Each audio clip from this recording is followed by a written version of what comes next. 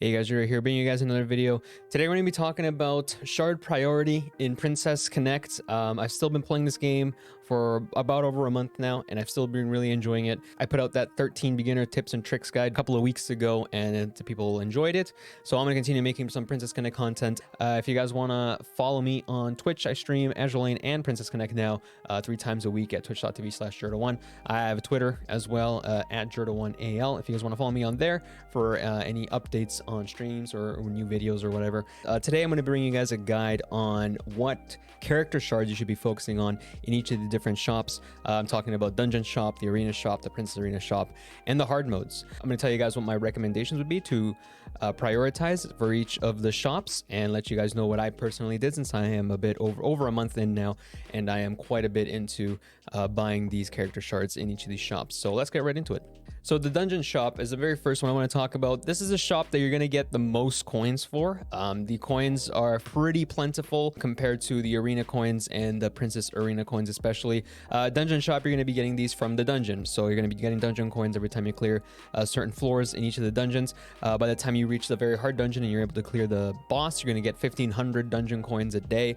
Or if you have the ×2 with the daily monthly gem pack, you're going to be getting 3,000 dungeon coins a day. So it's going to be really, really good. You're going to be getting a lot of dungeon coins really fast. And you're going to be able to get these characters up and ascend these fairly quickly. So what should you prioritize here? First thing I would prioritize is Yukari. Yukari is a really good support. She has a TP charge, she has a heal, she has a shield on her UB. She's just a really strong character overall that will help you a lot in story mode. So I would recommend getting Yukari shards. If you didn't pull her from the gacha for whatever reason, even though she's only a 1-star, you only need 15 shards to unlock her. So all you need is 2,400 dungeon coins and you'll be able to unlock her right away. After that, I recommend getting her to 2-star, just simply because a 1-star, she's quite squishy, doesn't do a whole lot. Once you finish working on Yukari, you can move on to Nozomi. Nozomi is a really good just overall tank. She's good in every single game mode. She's going to be good for a long time, so it's really good to start working on her as soon as possible.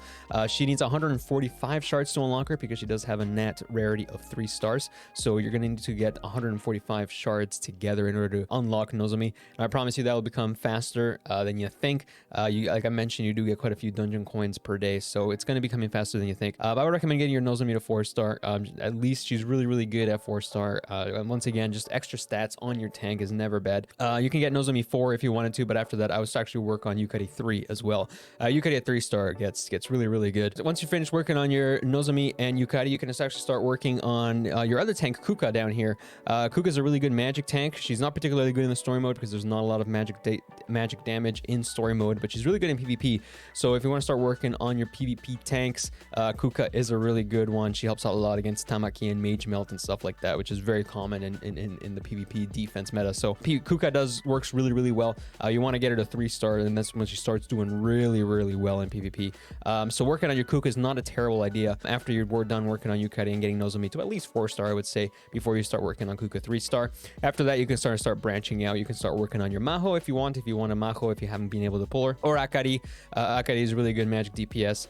She does well in PvP and later PvE hard modes when you start needing some magic damage. What I personally did is I pulled Yukari, and then I got Yukari to 2-star, and then I got my Nozomi to 4-star, got my Kuka to 3-star, got my Nozomi to 5-star, and now I'm actually working on getting my Kuka to 5-star.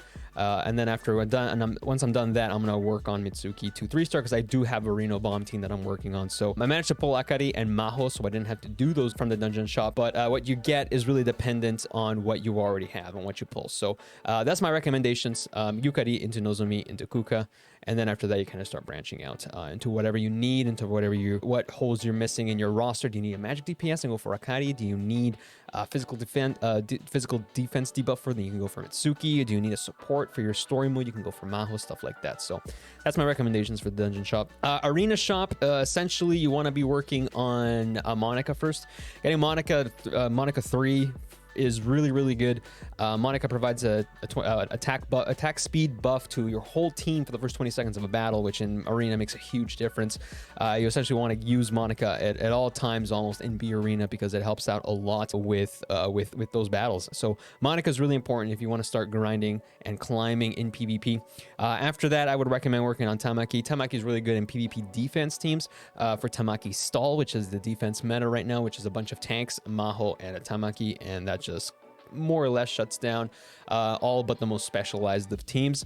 So Tamaki, 2 or 3 even, Monica 3. After that, you can start working on maybe Monica 4. Monica 4 does really well.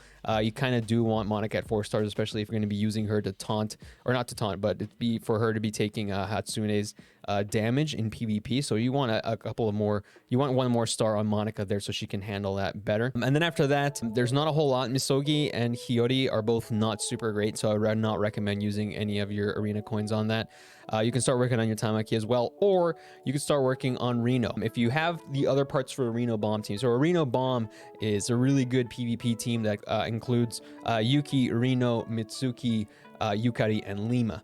So Lima basically comes in late, clumps up the enemy team together. Mitsuki does the physical defense debuff on AoE on the whole team, and Yukari and Yuki TP charge Reno, and Reno gets to UB really quickly. Reno Bomb gets better the higher damage Reno does, and the easiest way to get more damage is to just get more stars on Reno. So getting her to 4-star makes her really, really strong in PvP, and that's an option you could do. If you already have the other pieces for Reno Bomb, you could just completely bypass Monica and Tamaki, and you can just do Reno and then get your Reno to 4-star, and that'll help you a lot with being able to climb, and you're able to kill a lot of teams and be able to climb in PvP. After that, then I would recommend probably getting your Tamaki, because you probably don't need Monica right away for offense, because you've already got your Reno Bomb team. You probably want to work on your defense team, and Tamaki is way more helpful for that than Monica. So Monica, Tamaki, or Reno are your options here for this arena shop. Also, and this goes for every single shop: Dungeon Shop, Arena Shop, Princess Arena Shop. Don't bother buying any of the gear with your precious arena coins. It's not worth it. It's incredibly expensive as well. As you can see, like, why is this 1,000? Like, it's a weapon. It's a silver weapon shard for 1,000 arena coins. It's like that should never be, you should never be buying that. You should always be using your coins on the character shards you're going to be buying. Lastly, in Princess Arena, so Princess Arena is actually I guess you could say one of the slowest incomes across all of them. Arena, you're going to have a bunch of arena coins before you even unlock Princess Arena, so it's going to be always the slowest one to get. Miyako, as you may have noticed, is in here and would be your first priority. Miyako is a premier physical defense tank, and you definitely want to make sure that you have her to 3-star as quickly as possible. I would recommend working on Miyako first.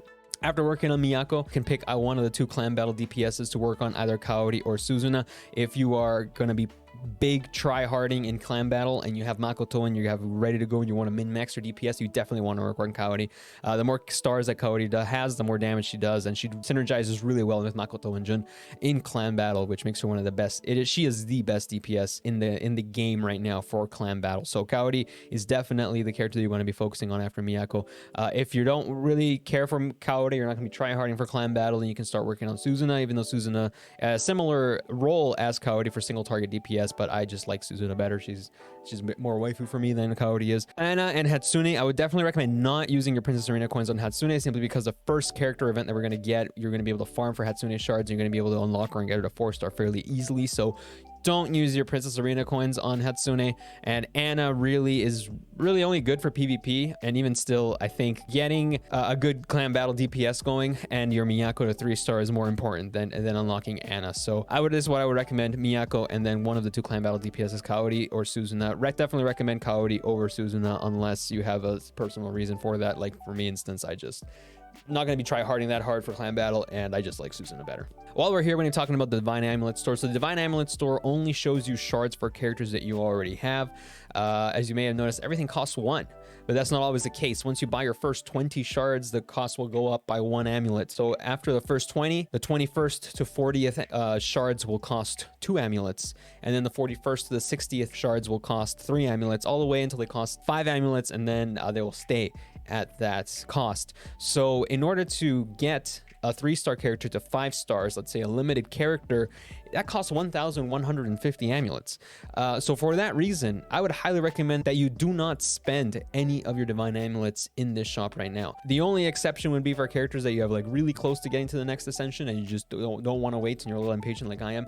I've spent under 15 amulets for like 3 characters in order to get them to 3-star a bit faster, and that's fine. You know, like 15 in the span of 1,150 is not that big of a deal. But any more than that, it starts getting it to be a little bit of a concern, because divine amulets are a finite resource that only depend on how much you pull, and when you need 1,150 to 5 star a 3-star character that's going to be limited, like the seasonals, for instance, that will come out in a few months, you really want to have enough divine amulets. So save your amulets, maybe use a handful here and there to finish up and finish ascending a couple of characters if you want, but I wouldn't spend any more than that, simply because you want to save up for those limited characters that'll be coming out. Now, lastly, I'm going to be talking about hard modes. So there's a little bit of controversy in terms of hard modes and which ones you should be doing. What constitutes a top priority versus lower priority characters. I'm simply just going to tell you what I do based on what I've read. I've read multiple sources, watched multiple videos, and I'm just going to tell you guys what I do personally. You could already tell just based on me going through the maps. The ones that I would recommend anybody do every single day are the Kokoro, Yui, Saren, and Lima nodes. These are really important for multiple reasons. So Saren, you want to be farming from day one, simply because Saren is a super flexible character. She has a team-wide TP charge. She's really good in a lot of compositions. She's really good in multiple game modes. So you want to be farming her shards as quickly as possible. Yui and Kokoro. Yui, I mean, obviously the starters, you want to start getting them to 2-star as quickly as possible, and 3-star after that. They become really good, and you want to continue getting their shards, because even the 6-star versions of these characters are really strong in the long run. So you want to make sure that you get these shards as soon as possible. Getting to the 6-star version is very far down the road, but when you're only getting 2 or 3 shards per day on average, you really want to start farming as soon as possible. So Kokoro and Yui definitely fall into that category. You want to be farming them as quickly as possible. They're always good, and you will basically just always want to be farming their shards. Lima, in similar case as well. Lima's also just always good in PvP. She's still relevant in JP to this day, and for the same reason, you basically just want to be farming her shards as soon as possible. Getting her to 2 or 3-star early on helps out a lot in PvP, so you want to make sure that you're farming her shards constantly. Other characters that sort of fall into this range but are not as useful or as good in the early game at 2 or 3 stars. Pecorine is one of the weaker tanks early on, but as she gains more stars, she gets better and better and better. Even at 2 stars, she's still kind of overshadowed by Miyako and Kuka, Nozomi, and now Jun especially. So you want to make sure that you're farming her shards, but it's not the super top priority early on, especially if she is your only tank or one of your few tanks.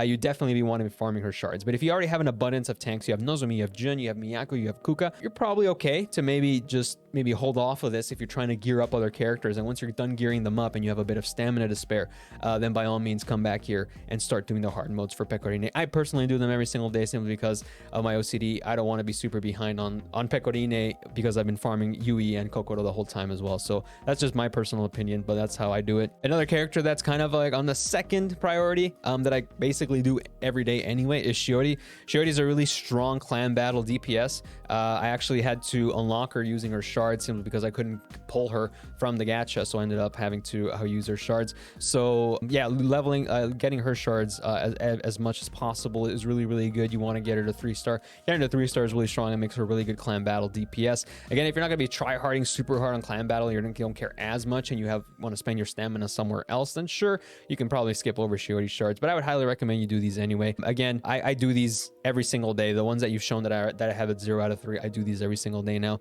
Mostly because I've also geared up most of my characters and I'm not spending too much stamina trying to gear up stuff anymore, and I can use that on hard modes. Shizuru here is fairly good as well. She's a really good tank for Mage Melt as well. She's one of the slightly higher DPS tanks. She does a bit more damage than most other tanks. She's a bit of an off tank, not a really true main tank.